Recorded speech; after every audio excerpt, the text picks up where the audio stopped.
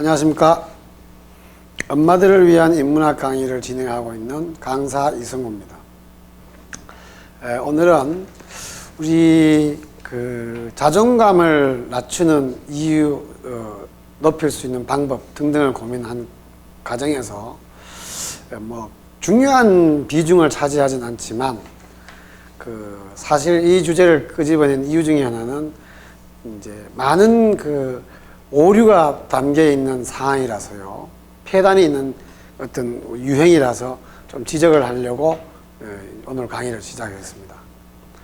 우선 우리나라가 지금 선행학습이 매우 많이 나가고 있거든요. 그 선행학습 중에 가장 심각한 문제를 가지고 있는 과목은 누가 뭐라 해도 그게 바로 수학이라는 것을 부정할 사람은 없을 겁니다. 사실은 국어라든지 영어는 선행이라는 것이 그렇게 중요하지 않거든요.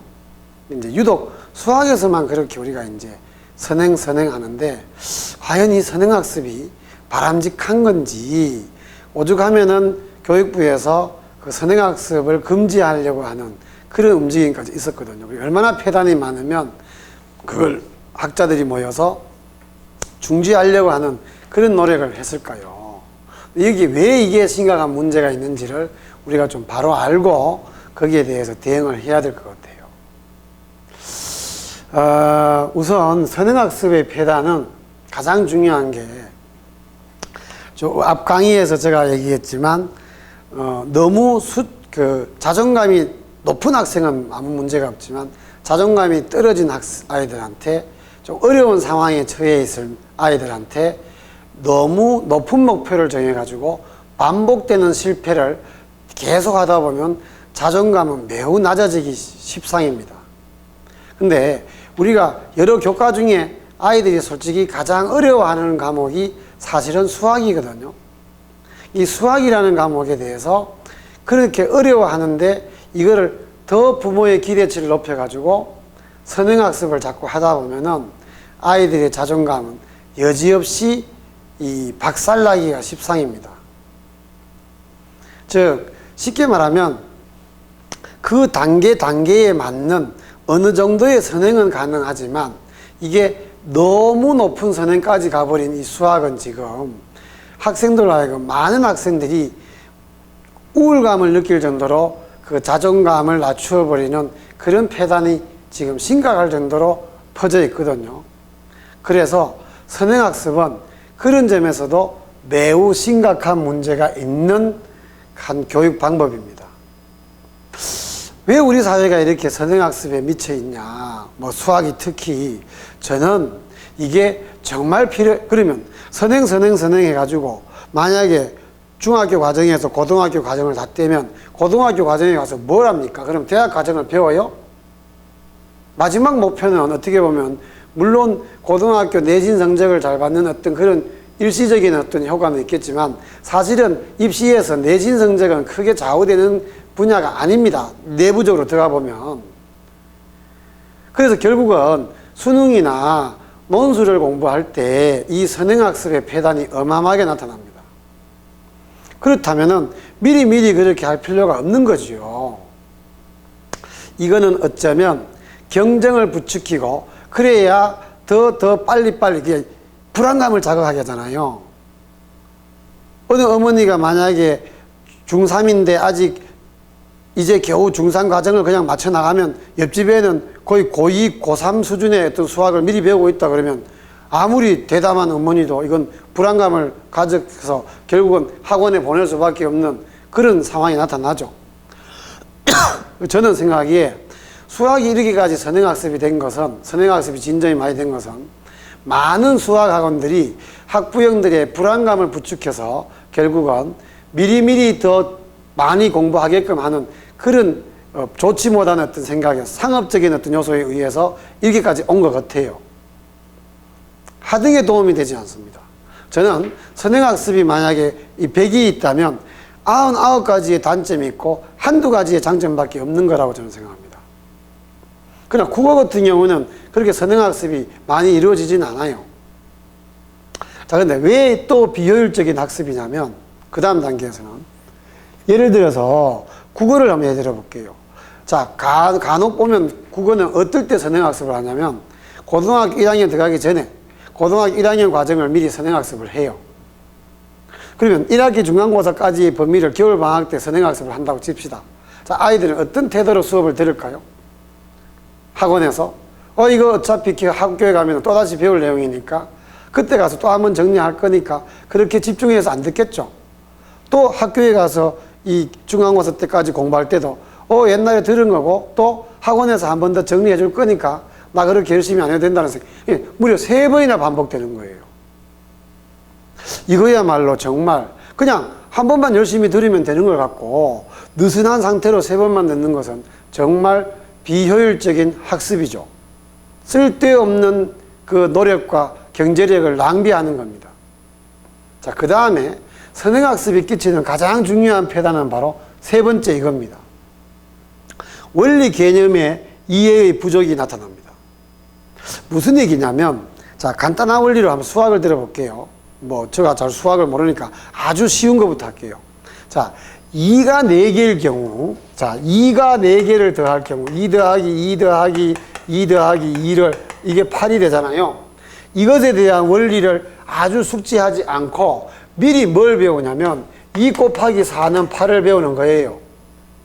그래서 이거를 통해서 이런 문제들을 더 쉽게 풀고자 하는 게 바로 수학의 선행학습이, 즉 당장의 어떤 성적을 끌어올리기 위해서 도구적으로 이용하는 게 바로 수학의 선행학습입니다. 그러면 2 곱하기 4하고 4 곱하기 2가 역시 8이 되잖아요. 그러면 2 곱하기 4도 8이고 4 곱하기 2도 8일 때 이게 어떻게 다른지에 대해서 이 원리를 이해를 못하면 이거는 차이를 이해하기가 힘들죠. 그래서 기본을 탄탄하게 다져야 이 위의 고수를 제대로 배우는 겁니다. 자, 그래서 저희들이 이과 논술을 가르치는 선생님들이, 사실 이과 논술을 가르칠 수 있는 능력을 지닌 선생님들은 솔직히 대한민국 수학과 선생님들 중에 그렇게 많지 않습니다. 근데 그분들이 한결같이 하는 말들이 뭐냐면, 선행학습을 많이 한 학생들은 대학에서 가장 중요시하는 그 이과 면접 시간에 보는 수리적 사고의 어떤 근본 원리에 대한 이해라든지 여기에서 그냥 박살이 납니다. 저도 그런 이 강의를 할 때 아이들한테 이 수학적 어떤 그런 원리를 제대로 공부하지 못한 아이들은 너희들이 이 진도를 나가다가 한 절반쯤은 거의 포기한다고 예언을 하는데 정확하게 절반 이상 포기합니다. 그런 아이들의 대다수가 바로 뭐냐면 이렇게 선행학습을 했기 때문에 이 기본 수학의 원리에 대한 이해력이 매우 부족해집니다. 그래서 그 학생들이 그런 상태로 당장의 어떤 점수를 조금 올리는 것을 이용해서 대학에 진학을 하는데 성공할 수도 있거든요. 근데 걔가 어디에 가서 또 깨지냐면 대학교에 가서 수학을 진도 나갈 때 또 박살이 납니다.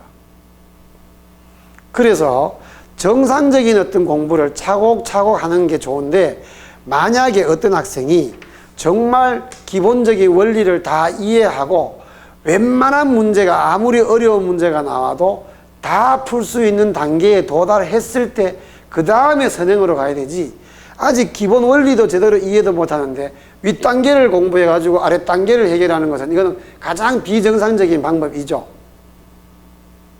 자, 이걸 같이 한번 두 개를 묶어서 한번 얘기해 볼게요.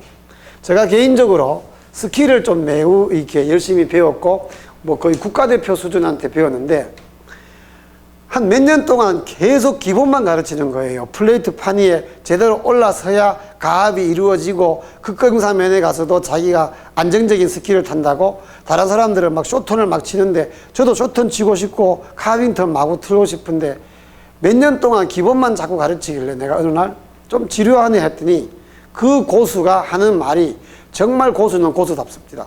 무슨 얘기냐면, 선생님이 저한테 지금 스킬을 배우는데 요 정도 기본 베이직을 배우면 그 향상은 여기에서 맛을 보지만 베이직이 이만큼 넓으면 거기에 대한 이해력은 이만큼, 수준은 이만큼 올라갈 수 있다는 거예요. 이해되십니까? 지금 선행학습은 이것도 제대로 다지지 않는 데서 이걸 배워가지고 이걸 이해하겠다는 거예요. 이게 말이 안 되는 거거든요.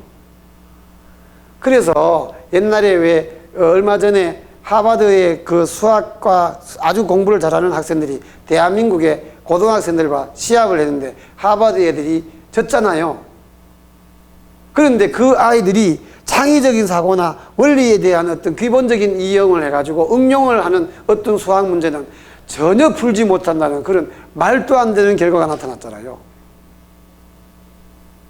이거는 지금 대한민국이 보세요.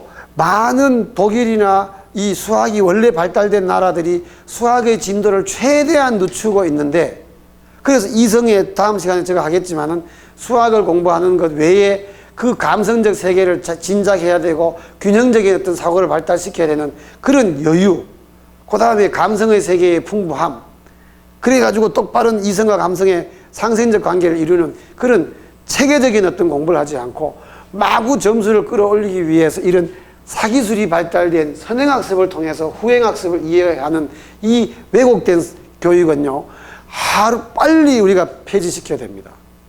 그래서 저는 단언컨도 많은 수학학원 선생님들, 물론 이익이 중요하지만 아이들의 수학적 근본적인 원리를 제대로 이해할 수 있도록 조금은 반성해야 된다고 저는 생각합니다.